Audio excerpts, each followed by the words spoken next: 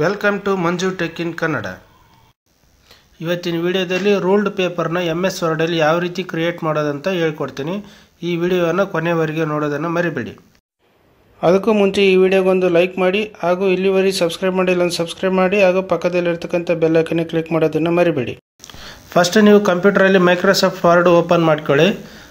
Word open ಮಾಡಿದ ಮೇಲೆ first blank document ಇರುತ್ತೆ, ಅದರ ಮೇಲೆ ಓಪನ್ ಮಾಡ್ಕೊಳ್ಳಿ. ಇದಾದಮೇಲೆ ಫಸ್ಟು ಮಾರ್ಜಿನ್ ಸೆಟ್ ಮಾಡೋಕ್ಕಾಗುತ್ತೆ. ಲೇಔಟಲ್ಲಿ ಹೋಗಿ ಅದರಲ್ಲಿ ಮಾರ್ಜಿನ್ ಇರುತ್ತೆ. ಮಾರ್ಜಿನಲ್ಲಿ ಹೋದರೆ ನಿಮಗೆ ಕಸ್ಟಮ್ ಮಾರ್ಜಿನ್ ಅಂತ ಇರುತ್ತೆ, ಅದರ ಮೇಲೆ ಕ್ಲಿಕ್ ಮಾಡಿದರೆ ನಿಮಗೆ top 0, bottom 0, left to right ಎಲ್ಲ 0 ಮಾಡಿ ಓಕೆ ಮೇಲೆ ಕ್ಲಿಕ್ ಮಾಡಿ, ಇಗ್ನೋರ್ ಮೇಲೆ ಕ್ಲಿಕ್ ಮಾಡಿ. ಇದು ನಿಮಗೆ ಎಲ್ಲ 0 ಮಾರ್ಜಿನ್ ಇರುತ್ತೆ. ಈಗ ನಿಮಗೆ ಇನ್ಸರ್ಟಲ್ಲಿ ಹೋದರೆ ಟೇಬಲ್ ಹೋದರೆ ಈಗೆಲ್ಲ ಲೈನ್ಸ್ ಸಿಗ್ತವೆ. ಸಿಂಗಲ್ ಲೈನ್ ಕ್ಲಿಕ್ ಮಾಡಿ.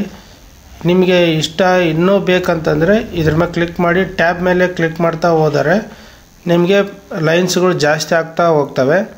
ಈ ಥರ ಲೈನ್ಸ್ ಎಷ್ಟು ಬೇಕಾಗುತ್ತಲ್ಲ ನಿಮಗೆ ರೂಲ್ಡ್ ಪೇಪರ್ ಯಾವ ರೀತಿ ರೆಡಿ ಆಗಬೇಕು, ಎಷ್ಟು ಓವರ್ ಬೇಕು ಅಷ್ಟು ನೀವು ಮಾಡ್ಬೋದು.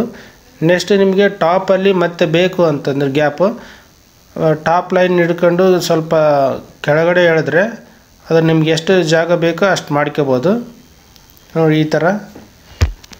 ನೆಕ್ಸ್ಟ್ ಇದನ್ನು ಟಾಪ್ ಲೈನ್ ನಿಮಗೆ ರೆಡ್ ಲೈನ್ ಬೇಕಾಗುತ್ತೆ. ಅದ್ರ ಮೇಲೆ ಈಗ ಇದರ ನೋಡಿ ರೈಟ್ ಸೈಡಲ್ಲಿ ಈ ಕಲರ್ ಇರುತ್ತೆ, ಪೆನ್ ಕಲರು, ಅದ್ರ ಮೇಲೆ ರೆಡ್ ಕಲರ್ ಕ್ಲಿಕ್ ಮಾಡಿ ಲೈನ್ ಮೇಲೆ ಕ್ಲಿಕ್ ಮಾಡಿದರೆ ಅದು ರೆಡ್ ಕಲರ್ ಆಗುತ್ತೆ.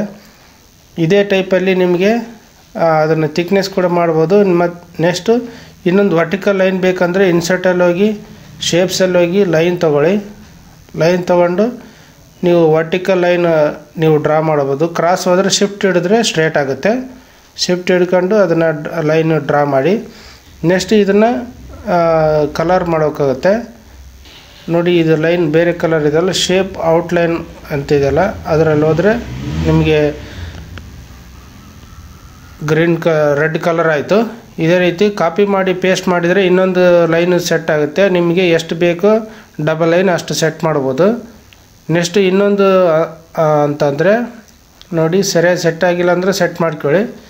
ನೆಕ್ಸ್ಟು ಟಾಪ್ ಲೈನ್ ಡಬಲ್ ಬೇಕಂದರೆ ಏನು ಮಾಡ್ಬೇಕಂತಂದರೆ ಟೇಬಲ್ ಡಿಸೈನ್ ಅಂತ ಇರುತ್ತೆ ಮೇಲೆ ಇದರಲ್ಲಿ ಟಾಪ್ ಲೈನಲ್ಲಿ ಟೇಬಲ್ ಡಿಸೈನ್ ಅಂತ ಹೋದರೆ 1 ಮಿನಿಟ್ ಆ ಟೇಬಲ್ ಡಿಸೈನಲ್ಲಿ ಹೋದರೆ ರೆಡ್ ಲೈನ್ ಇದೆಯಲ್ಲ ರೆಡ್ ಲೈನ್ಗೆ ಬದಲು ನೀವೇನು ಮಾಡೋಕ್ಕೂ ಶೇಪ್ಸ್ ಲೈನ್ಸ್ ಇದೆಯಲ್ಲ ಡಬಲ್ ಲೈನ್ ಮೇಲೆ ಕ್ಲಿಕ್ ಮಾಡಿ ಆ ಅದ್ರ ಮೇಲೆ ಕ್ಲಿಕ್ ಮಾಡಿದರೆ ರೆಡ್ ಲೈನ್ ಮೇಲೆ ಡಬಲ್ ಲೈನ್ ಬರುತ್ತೆ. ಈ ಥರ ನೀವು ಡಬಲ್ ಲೈನು ಈ ಥರ ಒಂದು ಪೇಜ್ ರೆಡಿ ಆಯಿತು. ಈಗ ನೀವು ಪೇಜ್ ಬರೀಬೇಕಂದ್ರೆ ಇನ್ಸರ್ಟಲ್ಲಿ ಹೋಗಿ ಶೇಪ್ಸಲ್ಲಿ ಹೋದರೆ ಒಂದು ಬಾಕ್ಸ್ ಟೈಪ್ ತಗೊಂಡು ಅದರಲ್ಲಿ ಡ್ರಾ ಮಾಡಿದರೆ ನಿಮ್ಗೆ ಎಷ್ಟು ಬೇಕಾಗುತ್ತೋ ಅಷ್ಟು ಅದ್ರ ಮೇಲೆ ರೈಟ್ ಕ್ಲಿಕ್ ಮಾಡಿ ಟೆಕ್ಸ್ಟ್ ಬರೀಬೇಕಂದ್ರೆ ಯಾಡ್ ಟೆಕ್ಸ್ಟ್ ಅಂತ ಮಾಡಿ ಈಗ ಪೇಜ್ ಅಂತ ಟೈಪ್ ಮಾಡಿ ಪೇಜ್ ನಂಬರು ನೆಕ್ಸ್ಟು ಡಾಟರ್ಸ್ ಮಾಡಿ ನೆಕ್ಸ್ಟ್ ಕೆಳಗಡೆ ಡೇಟ್ಸ್ ಅಂತ ಬರಿ.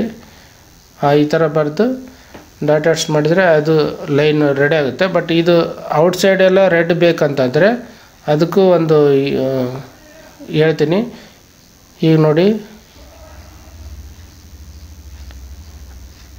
ಔಟ್ಸೈಡಲ್ಲಿ ಕ್ಲಿಕ್ ಮಾಡಿ ನೆಕ್ಸ್ಟ್ ಅದ್ರ ಮೇಲೆ ಕ್ಲಿಕ್ ಮಾಡಿದರೆ ಡಬಲ್ ಕ್ಲಿಕ್ ಮಾಡಿದರೆ ಅದರದ್ದು ಟೋಟಲ್ ಏನು ಎಡಿಟಿಂಗ್ ಅದು ಓಪನ್ ಆಗುತ್ತೆ ನೋಡಿ. ಇದರಲ್ಲಿ ಶೇಪ್ ಔಟರ್ ಲೈನ್ ಅಂತ ಇರುತ್ತಲ್ಲ ಅದರಲ್ಲಿ ಹೋಗಿ ರೆಡ್ ಕಲರ್ ಸೆಲೆಕ್ಟ್ ಮಾಡ್ಕೊಳ್ಳಿ, ರೆಡ್ ಕಲರ್ ಆಗುತ್ತೆ.